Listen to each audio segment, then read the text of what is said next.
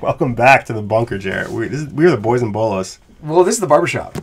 Welcome back to the barbershop, Jarrett. We are the boys in Bolos. We are the boys in Bolos. My name's Jeff. I'm Jarrett. We actually don't have our bolos on. Irony. We are, but at least we're wearing soccer gear on. Yes, we have our gear.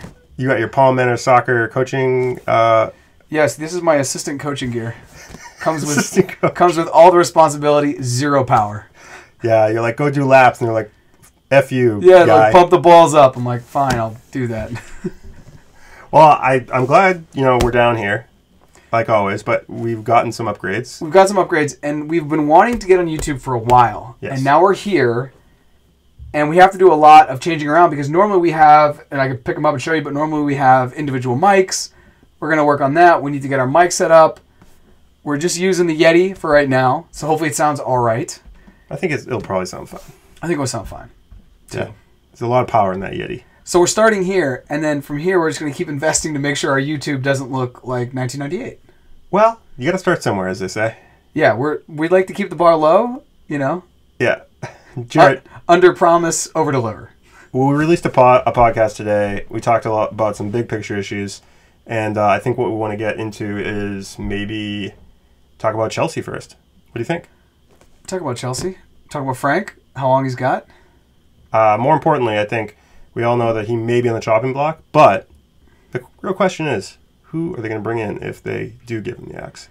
We talked about Tuchel in the pod, saying that he was at Borussia. Maybe he can come in, help out to get Havertz, Pulisic, and Werner all on the same page. Other than that, I really don't know who else. Mancini, I think, could be an option. And then if they get rid of Zidane, Real gets rid of Zidane in the summer, maybe he comes over because he'd be out there. And he's won 3 Champions Leagues in five seasons with Real. But if they were to fire Frank, seemingly in the next couple of weeks, depending upon what happens, we play Leicester next. If we lose that game, it's a serious issue. It gets closer. And then if we lose the following game, then I think he's gone. Then I think Frank's gone. But I don't know if they have anyone to bring in. I don't think there's anybody out there. Nobody out there. Slim pickings. Slim pickings in the manager department. Yeah, so right now, they're dancing with Frank at the dance, and they're looking around, and they're like, no one. I don't like this state, but I'm going to keep dancing. Better to keep dancing. Better to just keep it moving forward. As long as Chelsea get in top 4, that's all they're really looking for. The problem is the season's super tight, and I don't know if top 4 is even a possibility. The season's very tight. With Aston Villa and Everton playing as well as they are, teams like Chelsea, Tottenham, they have to step up. But even teams like West Ham, Wolves, and Leeds are taking points from top 6 teams. For sure. They will, and they'll continue to take points. We don't see that slowing down. And it looks like Arsenal, unfortunately, well, fortunately for them, but unfortunately for us, is that they're knocking on the door again. They just got 9 points out of 9 points out of 9. 9 points out of 9. I read this article today that said Unai Emery was essentially like, we want you to come to Arsenal, which would be a great thing because no Zaha, no goals. We say it all the time. And Zaha's like, yeah, that sounds great. I'd love to go play for Arsenal. I already live in London. That makes sense to me. And then they brought in Pepe over Zaha, who is, I think they got for 80 million, who is clearly not panned out. Yep. A great talent. It's just not working. The system, the culture, whatever it is. And so that was interesting to me. They could have got Zaha for half as much. They could have got Zaha for, I think, a little bit less, and a guy who's already seasoned in the Premier League. So do you think Arsenal are trying to bring in players right now? Or is there a position you would like to see Arsenal pick up? Nobody, because I want to continue to see them lose, because I'm a Tottenham fan. Continue to see them lose. I like that. I don't want to see them relegated, but I don't want them to finish top 6. Do you think they'll finish top 6? No, they're going to finish like 8th or 9th. They finished 8th or 9th last season. They're not any better. I think max they have 8th. Yeah. That seems about right. Especially with all the other things that you said with Wolves, West Ham firing. Wolves, West Ham, Leeds taking points. Everton, Aston Villa, Leicester, those teams taking points. I mean, Leicester still could be a title contender. I don't know. That's a weird thing to say, maybe. Because we're in week 17, 18, but who knows? So the question was, do Arsenal need a player? They've identified potentially, I think, a forward maybe to bring in because Aubameyang hasn't been scoring goals. And so it's brutal. Once you get paid at Arsenal, you just don't play. Yeah. They do still need another defender, I think. Who would you like to see him get? Oh, I don't think there's anybody out there to get. I don't think there's anybody out there to get. But they could use it. They could use a center back. Every team can use a center. I was going to say, every team can use a center back. Yeah, I mean, Spurs have been rolling the dice on Dyer for the whole season. Rolling the dice. I mean, he's not a center back, but he's stretching the imagination. But he looks good back there. He does look good back there. He gets shutouts. And Carabao Cup man of the Spurs match. fans freak out. Carabao Cup man of the match. Was Took it really? a deuce during the game. Oh, yeah, the deuce. Yeah. The famous deuce match. He took a deuce during the game, folks. Came back out, still won man of the match. If you're watching this, leave it in the comments if you've ever mid-game had to go take a deuce. Like, Yep. not like at halftime where it would be an appropriate time to say, hey, coach, let me go pinch one. But, like, just there's a The throw-in. 75th minute. There's a throw-in down the other end, and I'm a center back, so I'm just going to sprint off and tell, hey, close the gap. And he just goes. I don't even know who does that. I've never even seen that before in professional sports. And if you're going to go, normally it'd be a P, but, like, who has to take a deuce in the middle of a soccer game? I've never had to. Have you ever had to do that? Well, maybe it's because of the drink cart, what he was drinking at halftime, because they have that drink cart. It was maybe he got too much fiber from the too drink much cart. fiber in the drink cart. He got a banana strawberry and it went right to the old pooper. Well, we don't have to talk about Dyer that much. We can talk about Dyer's poop apparently. Talk about Dyer's poop. Let's talk about, we have a good lineup for the spring of guests. And if you're watching this and you want to hop on, you can DM us on Facebook or Instagram.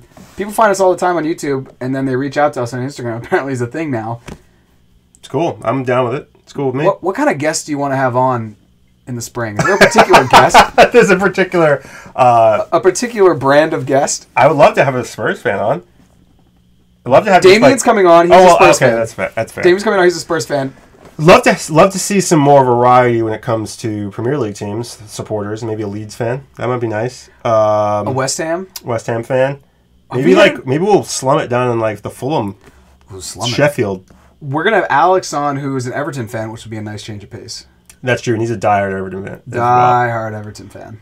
Yeah, looking forward to that. I would love to see somebody in like the lower tier, the relegation teams, how they feel, how we get that perspective about how they feel about having to go back to the championship. Ooh. Next season. Could get real dark, though. Could get very dark. On the last pod, we talked about what was the best team in Manchester. We did. Now, here's a question I have to follow up on that. You're, right now, of the two players, for the rest of the season, you have to choose one of them to come to Spurs, and you can only get one. Do you take Kevin De Bruyne or Bruno Fernandes? Kevin De Bruyne. Why? Long pause. Long pause. See, this is where we'd edit this in the podcast, and you listen, you're like, oh, those guys know what they're talking about. It's just like long pauses. You're putting me on the spot now. People looking up. And you know what? Normally in the pod, too, we always have our phones, and we're looking up stats. We don't have that today. It's not based on stats. It's based on like gut feeling. Because, I'll tell you why. Because Kevin De Bruyne has gotten better every game from the start of the season, and now he's showing like why he's the best midfielder in the world, and he's playing really well. Bruno Fernandes looked basically non-existent in the EFL Cup match against City. In the semi like a couple days ago. And for him to just not have any presence in the game, I mean, he should be able to take control of that side and be able to, if he was the best player or better than De Bruyne, he would have showed up for that game. And that's what Roy Keane said. Roy Keane kind of roasted him. Yeah. He's like, when Eric Cantona was on the field, he made a difference, especially in the big games. I think to be a great player, to be a good player, okay. But to be a great player, you have to show up in the big games. So it's a semifinal, even if it's not the EFL Cup, it's still a semifinal. It's a competitive match. It's a one-off. He doesn't show up. I agree with you. I also think Kevin De Bruyne was just in the top 11 in the world. Yeah. So you'd have to take him, even though if you look at the stats right now, Bruno Fernandes in chances created, in goals, in assists, probably in and around the box, I think he may be the best player right now in the Premier League. I could say that, but I'd still take Kevin De Bruyne. I think he also has shown years on years on years of quality in the Premier League, and Bruno Fernandes maybe could be hitting a wall. Maybe the EFL Cup he's starting to get to his peak, and he's played so many minutes since he's come to United. So I'm going to jump off that point, and I think I think Sky even brought this up, and I might be copying them, but Man United might have a bigger problem season long because they're going to have to rest Bruno Fernandes. Not every game, obviously they can. But he can't play every minute of every game for the rest of the season. Not without getting injured. Not without getting injured. Yes. So there's a load management issue a little bit with him. And so there's nobody else stepping up and creating chances in that team. And we saw it. When he's not creating chances, when he's not firing, they don't do it. Nothing happens on that team. Yeah, we mentioned a couple pods ago, and I remember the stat. It was like, he's created now 43 or 45 chances. Of all the goals they've scored, he's been involved with 43 or 45. So if he's out of the team, out of the lineup, even for 3 games, they could drop massive points. Massive points. Yeah. I mean, we say that now. There could be a guy that steps up. I mean, Van de Beek could suddenly find some form. Pogba could start. Juan Mata's still on the bench. Yeah. I mean, he's it's not like he's got a game or 3 of them. So yeah, they're not fielding. If Fernandez is off the field, they're not putting out championship players. It's Premier League seasoned Premier League players who are fit and know how to play. Yeah, we just may not see the number of chances that Bruno Fernandes is able to create, whether that's through penalties, whether that's through just drawing a foul around the box, putting a through ball, having an assist or actually scoring a goal. It's gonna be tough for Man United down the stretch to continue this kind of relying on one player type of thing. So, one of the other stats that we talked about, and I want to throw it to you, is we saw the stat the other day that said that Marcus Rashford is the most expensive player on the market per whatever this transfer algorithm brought up. And he's more expensive than Haaland and Mbappe, who are younger than he is, and I would say show way more potential. And Mbappe, as we know, he already won the World Cup at 18. Right. Do you agree with that? Or how do you think they got to those numbers, saying that Rashford is the most valuable player right now on the transfer He's only market? a year older, I think, than those guys. Not that much, right? A couple years? I think he's a couple years older. I think it also... The way they calculate it is based on the league that they're playing in as well. So Mbappe's playing in the French league. Holland's Borussia Dortmund. And the Bundesliga is a competitive league, but it's not as... I mean, a lot of players come to the Premier League from the Bundesliga as sort of a development. So I think that has a lot to do with it. I mean, he's scoring goals against some pretty bad teams. They're basically like championship level teams in You think the bottom of the Bundesliga? Yeah, for sure. I think we might get some Bundesliga hate in the comments. You might. But that's fine. But that's fine. And the French league, definitely. I mean, if you're not outside of those top 5 or 6 teams, those teams are just not. They just get beat every week by PSG and by even like Lyon and some of those. Marseille, pretty strong. Yeah. Lille has been good. I just thought that was really interesting because if you had to tell, if you asked me who was the most expensive guy in the transfer market, his name probably wouldn't be even in the top 3. I don't know. Marcus Rashford. It surprised me. I think Marcus is great. I think he's going to continue to develop. I actually just picked him up my fantasy team when I dropped off Pulisic because he's useless on fantasy apparently. But I just thought that was an interesting stat. Yeah, that has to do with the Man United factor. He plays in a big club. He's earned himself a starting spot as a young player, and he's relied upon and scored goals and creates chances. And he plays in the Premier League. I think that's a big factor. He does play in the Premier League. And for those watching, we have the Premier League podcast, but we're going to start to get into more Champs League as we get into the spring and definitely cover all the teams from the Premier League that are going to be in the Champs League. If you go back and you Knockouts. look at some of our pod episodes from last season, we covered the Champions League once it restarted after the COVID break.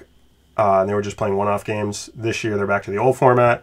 And we'll probably pick it up in the round of... We're going to pick it up in the round of 16. We'll be in the round of 16. And so... Europa League's in round of 32. They start playing games pretty soon, and then they'll eventually be in the round of 16. We won't probably cover that as much. Maybe we'll just mention some of the Premier League teams that are still in it. We could cover teams. We'll see. It's just you got Man United, you got Tottenham, you got Arsenal, you got Leicester, all in the Europa. And did pretty well in their group stages, so they have a solid chance of... Arsenal won 6 of 6, unless I'm crazy. And Leicester won 5 of 6. Yeah, they looked really good. And so one of those teams very well could be in the final, and Manchester United obviously is in pretty good form, and they got dropped out of the Champions League, and winning Europa is a direct path to Champions League next year, so you don't make top 4, they always got that. You have that in the back pocket. Yeah, so... Well, you can find us, obviously, here if you're watching this on YouTube, Twitch, Instagram, Facebook, and TikTok, Boys and Bolos. And I think that's it. You Google Boys and Bolos, we're the top hit. Yeah, that's it. Yeah, we dominate the SEO. So we got that on lock. Yeah. So look out for our next episode. And see you later, Jarrett. Thanks for joining me. Ciao. Ciao.